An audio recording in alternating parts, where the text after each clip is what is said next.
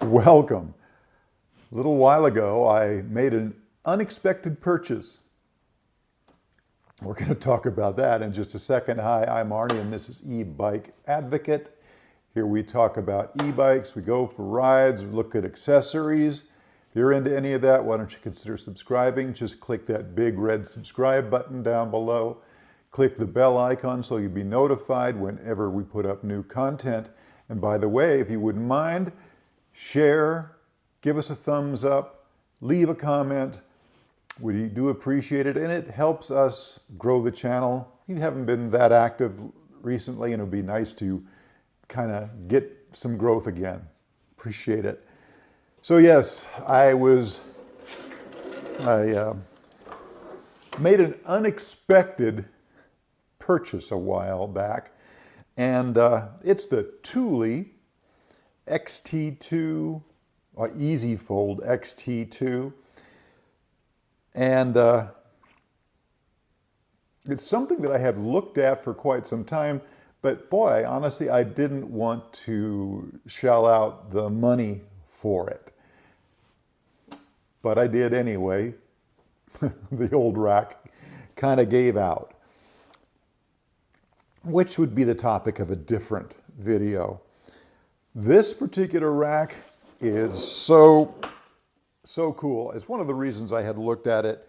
The first thing that's obvious is that it folds up nice and small for storage. You'll notice the tongue here, and there's a ratchet, or not a ratchet, but a lever down below that will lock this bar into place.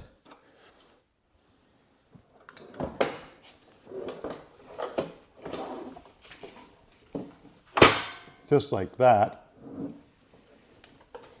And that tongue then will fit into your receiver here. Just slides in just like that. You can see this, I don't know what to call it, this arm that sticks out here, and it will fit in and lock the rack into place. You just close it up, then you just start tightening this up. And this little bit right here starts expanding. You can see right now, there's a whole lot of play. Obviously, you don't want that. So we're going to tighten this down. And slowly but surely,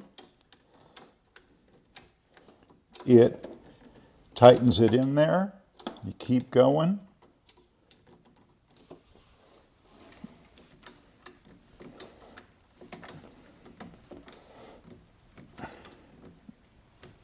And then, after you've got it good and secure, you can see how that, and I could even go a little bit more.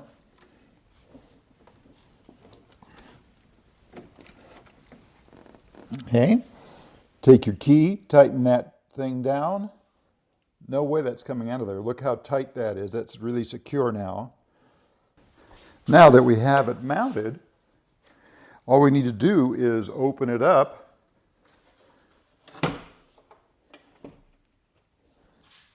Just like that.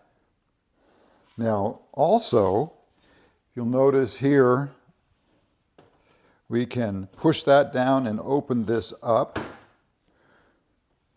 Leans forward. You can do this with the bike on here also. Inside, you have this ramp that you can attach to roll the bikes right up. Now, one of the things I would mention, if you do use this, make sure that you place this tab all the way in to the slot here. It's kind of confusing because if you just push it in like that, it's not all the way in yet. So you actually have to push it in, and then roll it up. I don't use it, but that's what you do with it.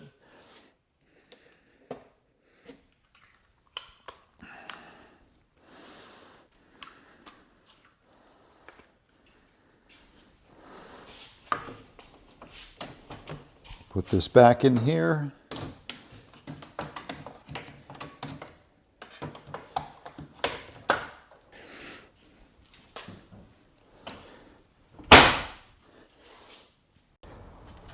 One of the things that you may notice is that there are two length arms. A short one for the bike that's closest to the car, and obviously the longer one for the bicycle that's farthest away.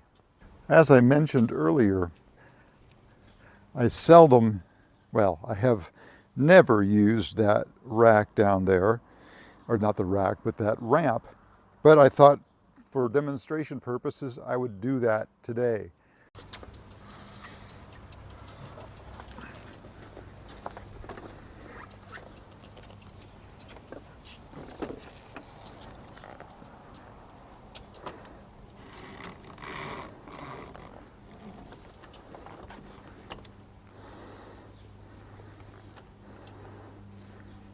And it's that easy. It really does make life easier. I just might be doing that more in the future. And one of the things I noticed for me, this is not going to apply to everybody, but this doesn't work with my bike because I've got a water bottle, a couple of water bottles on the down tube and the seat tube, so there's no place for that to clamp. So I bought an extra one of these so that I could have both bikes on here. So I'm going to take this back off. So I've rolled the bike up onto the rack, and you can see the arm back here that I've attached to the crossbar. And you just clamp it and tighten this down. You heard it pop. That tells you you've got it all the way tightened up as far as, got this release in there. And then you just use the keys,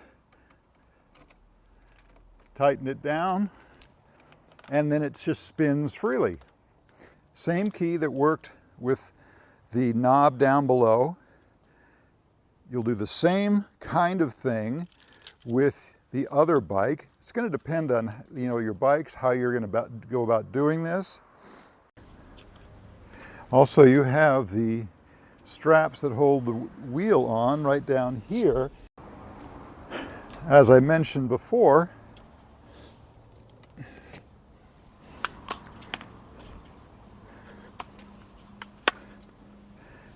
you can step on this step on the back.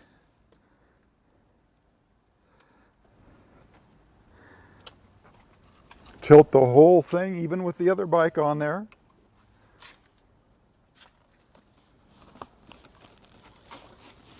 Oops, I don't have quite enough room there. I've got these stickery bushes. Okay, there you go. Place the ramp back in there.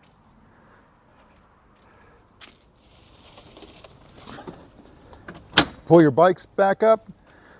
Locked on. I have to tighten up the front wheel a little bit more.